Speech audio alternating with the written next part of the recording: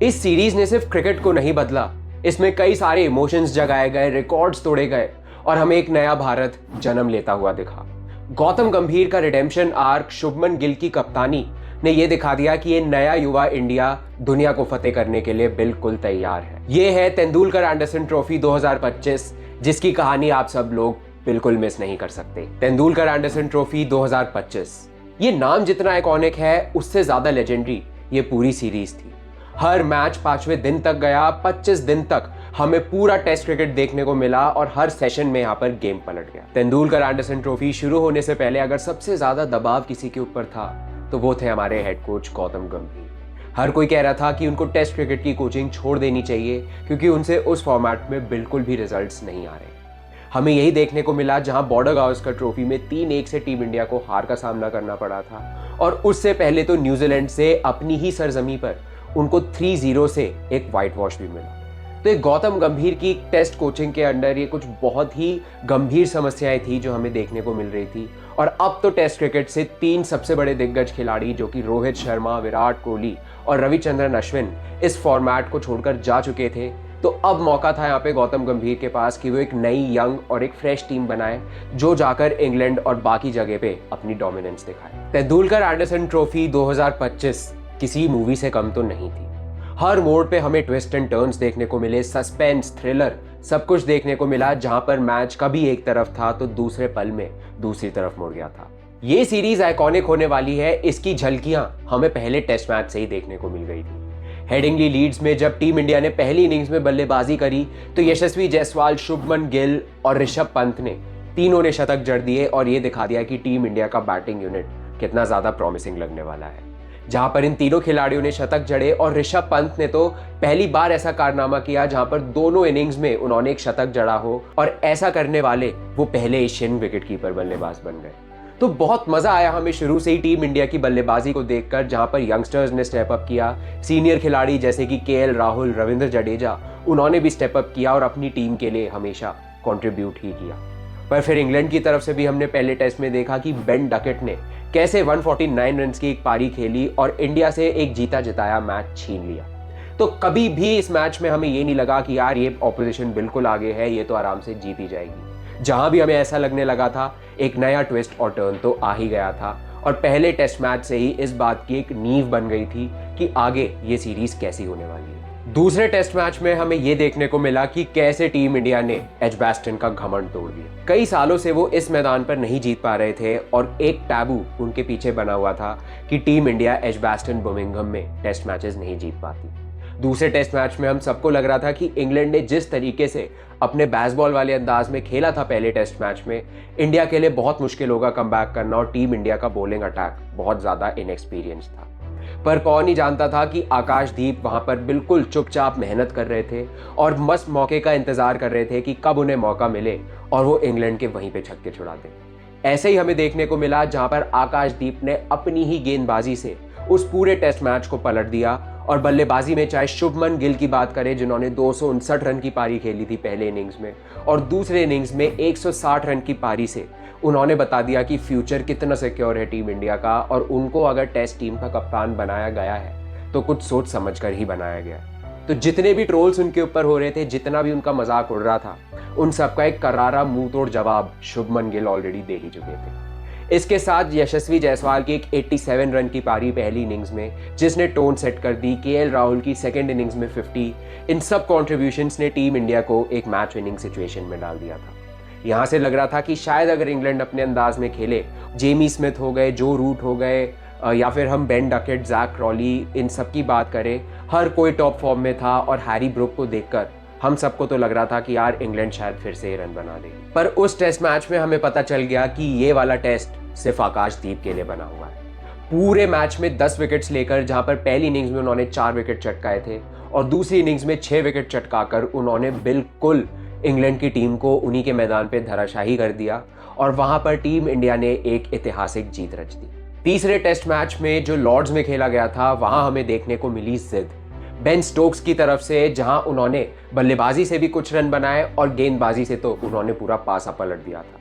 हर किसी को लग रहा था कि ये मैच बिल्कुल इवन स्टीवंस जा रहा है, जहां पर दोनों टीमें 387 रन पे ही ऑल आउट हो गई थी।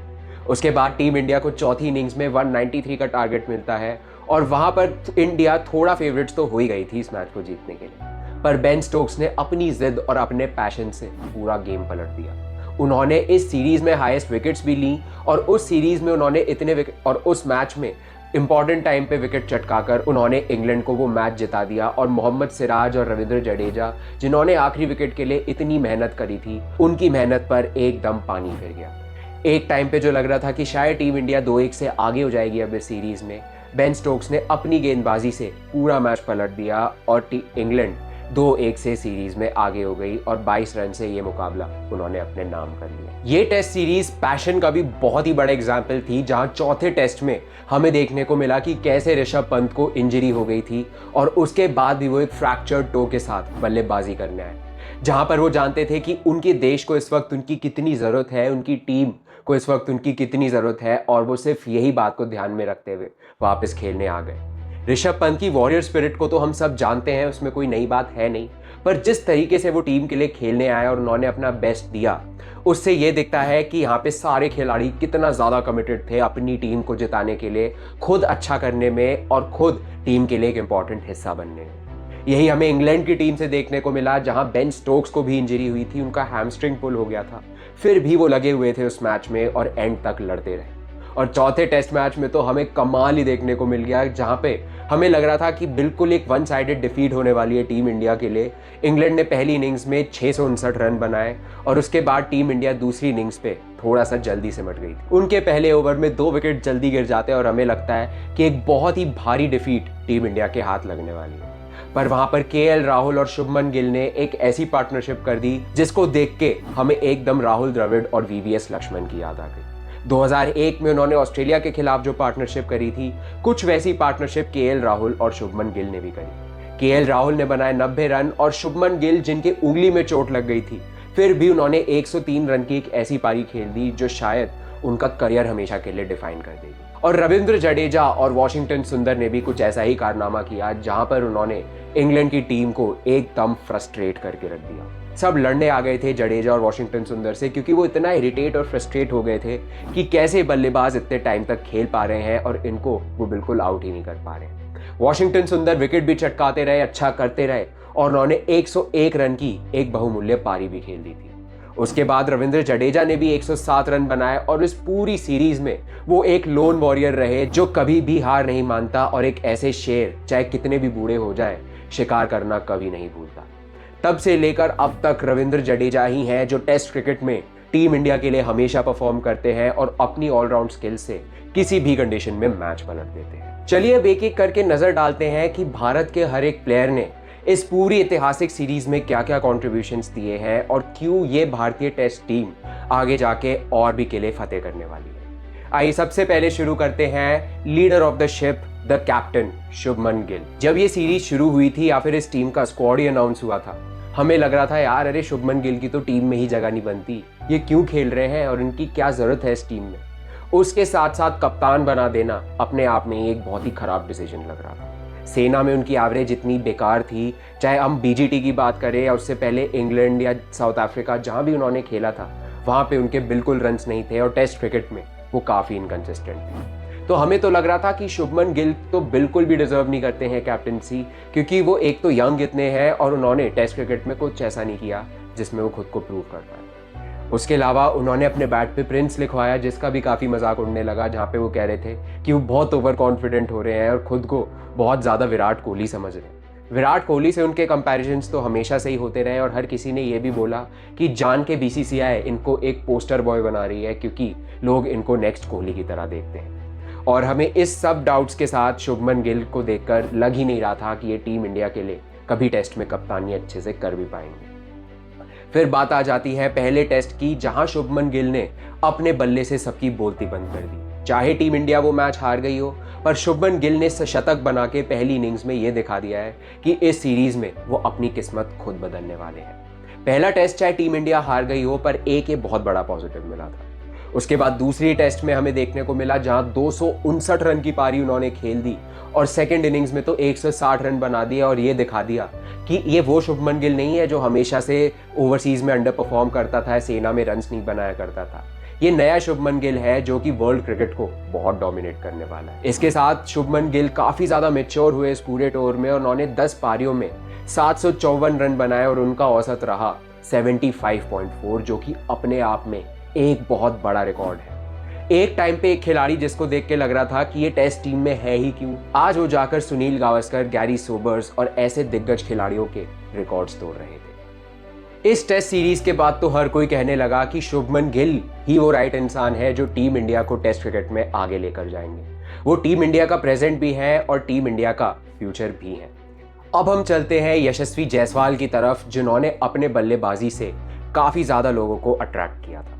411 रन बनाए उन्होंने इस पूरी सीरीज में, जिसमें 2 शतक और 2 अर्धशतक शामिल थे। पहले टेस्ट मैच में शतक मार के उन्होंने ये दिखा दिया कि जो फॉर्म वो बॉर्डर गावस्कर ट्रॉफी में लेकर आए थे उसी को इस सीरीज में कंटिन्यू कर रहे हैं। और पिछले 2 साल में अगर इंडिया के लिए किसी ओपनर ने सबसे ज्यादा रन बनाए हैं तो वो यशस्वी जायसवाल ही हैं। इतनी जल्दी उन्होंने टेस्ट क्रिकेट में खुद को एस्टैब्लिश कर लिया है और एक ऑल टाइमर परफॉर्मेंस वो बॉर्डर गावस्कर ट्रॉफी में ऑलरेडी देकर आ ही रहे थे। ये उनका पहला टूर होने वाला था इंग्लैंड में, जहां पर एक और मौका था उनके ऊपर कि वो सेना कंट्रीज में अपना ढेरा जमाए और सबको दिखाए कि वो बहुत जल्दी फिर से टेस्ट क्रिकेट में अपना नाम बनाएंगे। और ऐसा ही हमें देखने को मिला, जहां पर उन्होंने पहले टेस्ट मैच में सेंचुरी मारी और इस टूर को एंड भी उन्होंने एक शतक के साथ किया। एक 87 रन की भी पारी थी और एक अर्धशतक भी था, जो कि काफी टीम के लिए वैल्यूएबल रहा। तो यशस्वी जायसवाल ने भी दिखाया कि जब भी रिलायबल स्टार्ट्स चाहिए हो या थोड़े अग्रेसिव स्टार्ट्स भी चाहिए हो तो वो जैज बॉल खेलेंगे और टीम इंडिया के लिए हमेशा कंट्रीब्यूट ही करेंगे। तो यशस्वी जायसवाल का एज एन ओपनर जो ग्रोथ हुई है इस सीरीज में वो भी एकदम कमेंडेबल है और देखकर मुझे तो बहुत ही ज़्यादा मज़ा आया।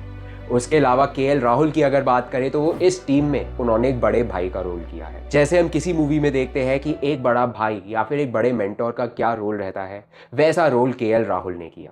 क्योंकि इस यंग टीम में केएल राहुल एक ऐसे खिलाड़ी हैं जो कि यंगस्टर्स के लिए एक गाइड भी हैं और एक सीनियर खिलाड़ी भी हैं। क्योंकि वो तमिल में अपने प्लेयर्स को एडवाइस दे रहे थे, कुछों से तो कन्नड़ में बात कर रहे थे, कुछ से तो हिंदी में बात कर रहे थे और पूरे टाइम वो सब नए नए प्लेयर्स को गाइड करते जा रहे थे। चाहे वो करुण नायर हो, चाहे वो साई सुदर्शन हो, चाहे वो प्रसिद्ध कृष्णा हो, हर किसी को उन्होंने अपने तरीके से गाइड किया और खुद भी उन्होंने एक बहुत बढ़िया परफॉर्मेंस दी, जहां उन्होंने 10 पारियों में 532 रन बनाए और 53 की औसत से उन्होंने इस सीरीज में अपने रन्स बनाए।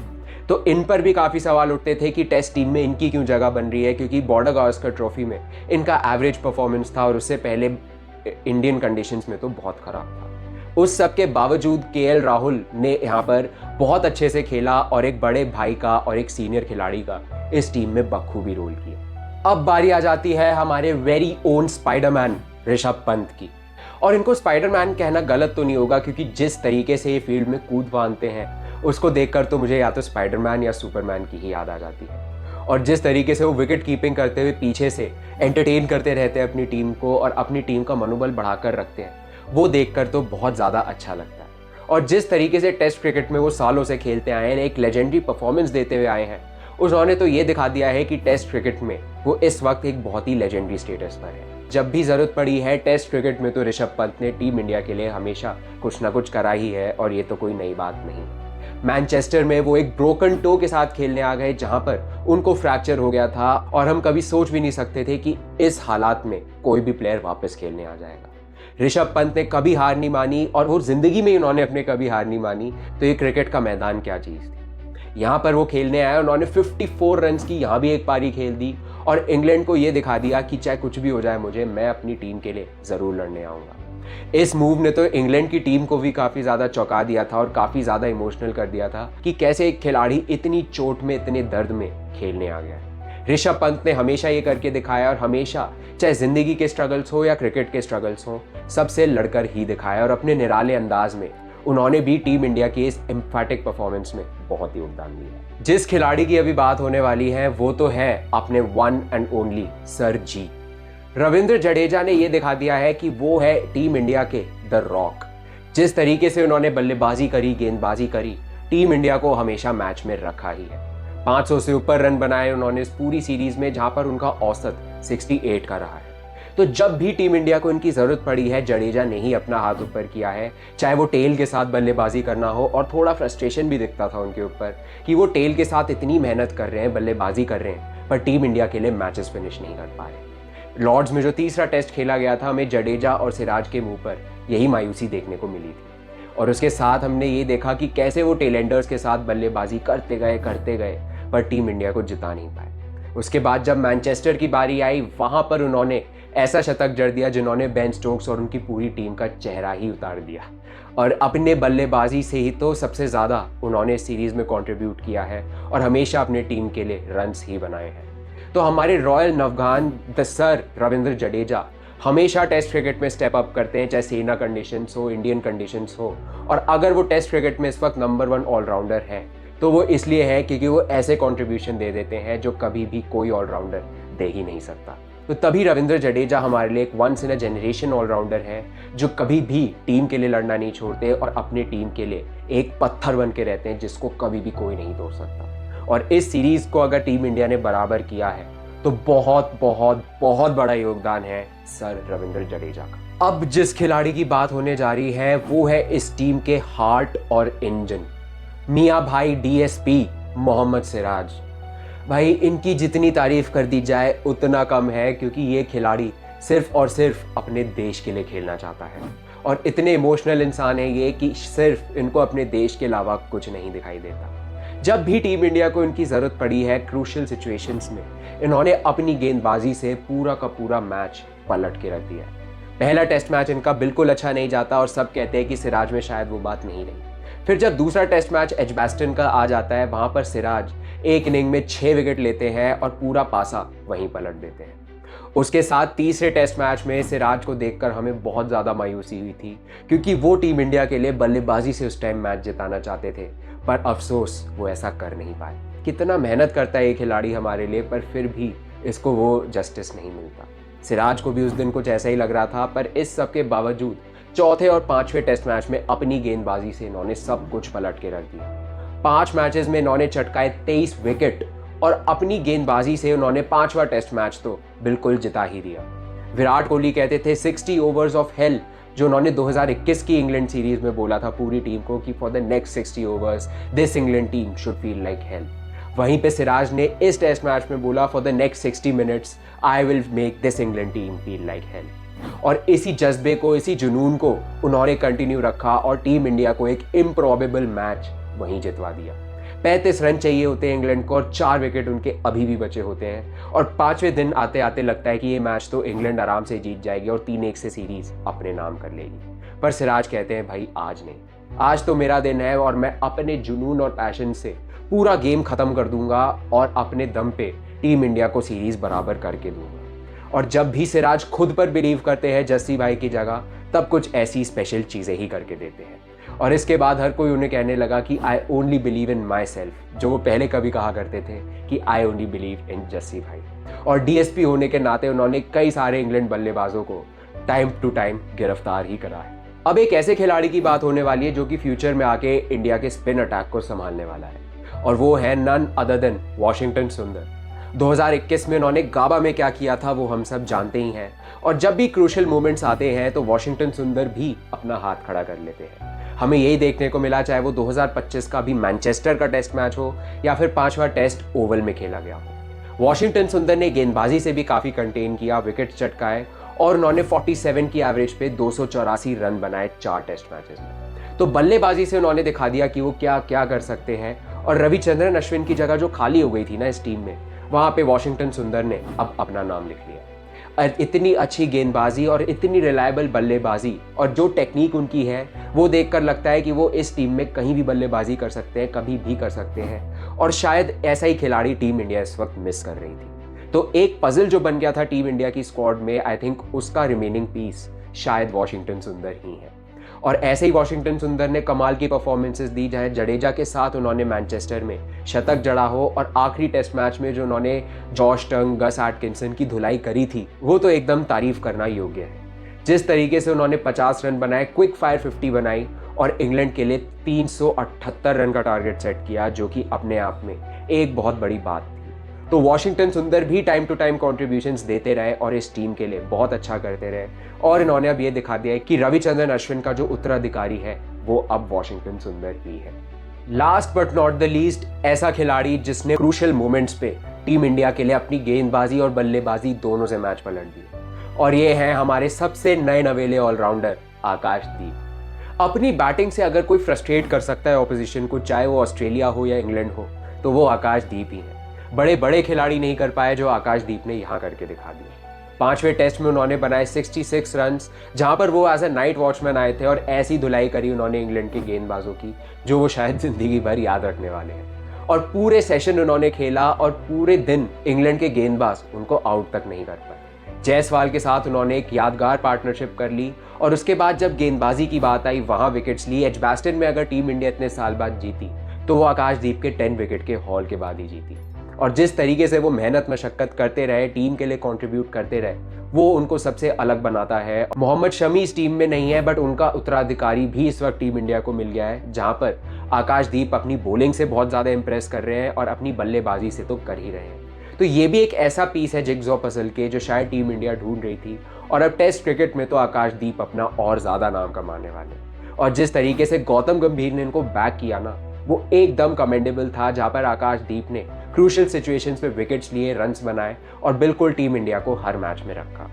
और इसके बाद गौतम गंभीर जो हमारे हेड कोच थे, बहुत सवाल उठ रहे थे उन पर कि क्या उनके बस की है टेस्ट कोचिंग या कोचिंग ही उनके बस की है, क्योंकि एक चैंपियंस ट्रॉफी उनको सिर्फ विरासत में मिली हुई थी क्योंकि वहाँ पे रोहित शर्मा और विराट कोहली खेल रहे थे।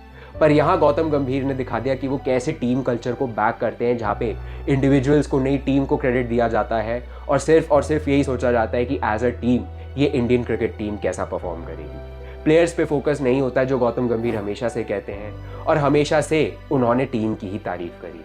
तो एक ऐसा विनिंग कल्चर गौतम गंभीर इस टीम में लाएंगे जहां पर खिलाड़ी अपने पर्सनल माइलस्टोन्स पे नहीं, अपने टीम के कंट्रीब्यूशन पे ध्यान देगा, चाहे वो कितने भी रन हो, कितने भी विकेट हो। अगर वो टीम के हित में गए तो वो ज़्यादा इंपॉर्टेंट है 5 विकेट लेने से या शतक बनाने से। ऐसा कल्चर गौतम गंभीर इस टीम में अब लेके आएंगे और जो पहले के इनके पुराने रिकॉर्ड्स थे उनको अब भूलने की बारी है और अब एक नया स्टार्ट टेस्ट क्रिकेट में गौतम गंभीर ने कर ही दिया है। चाहे टीम इंडिया ने ये सीरीज ड्रॉ करी हो, पर ये किसी जीत से कम तो है ही नहीं। जिस तरीके के इमोशन इस टेस्ट सीरीज में हमें देखने को मिले, जहां पर पासा एकदम पलट रहा था, कभी इंग्लैंड की तरफ कभी इंडिया की तरफ, और आखिरी गेंद तक, आखिरी सेशन तक, आखिरी दिन तक हम सोच ही नहीं पा रहे थे कि कौन जीतने वाला है ये टेस्ट मैच कहाँ जा रहा है। यही ब्यूटी है इस फॉर्मेट की जो इनको सबसे अलग बनाता है। तो मेरे हिसाब से तो इस टेस्ट सीरीज से वापस ये फॉर्मेट रीइग्नाइट हो गया है, जहां पर बात हो रही थी कि अब टेस्ट मैच आखिरी दिन तक नहीं जाते हैं, अब काफ़ी वन साइडेड फॉर्मेट होने वाला है, कंपटीशन इतना नहीं होता। ये टेस्ट सीरीज उसका क्लियर एग्जांपल है कि टेस्ट क्रिकेट में अभी बहुत कुछ बचा है और इससे सुंदर और खूबसूरत फॉर्मेट शायद कभी बना ही नहीं है। तो चलिए आज के लिए बस इतना ही। अगर आपको ये वीडियो पसंद आया हो तो please like, comment, share and subscribe to my channel, और हमें कमेंट्स में बताना बिल्कुल ना भूलिए कि इस सीरीज से आपके फेवरेट मोमेंट्स क्या रहे और क्या टीम इंडिया आने वाले ऐसी ओवरसीज टूर्स में परफॉर्मेंस दे पाएगी और बाकी टीम्स को धराशाही करके आएगी। ये भी आप हमें कमेंट्स में ज़रूर बताइए। और अगर आपको ये वीडियो पसंद आया हो तो please like, comment, share and subscribe to my channel and keep watching the cricket show with Sid.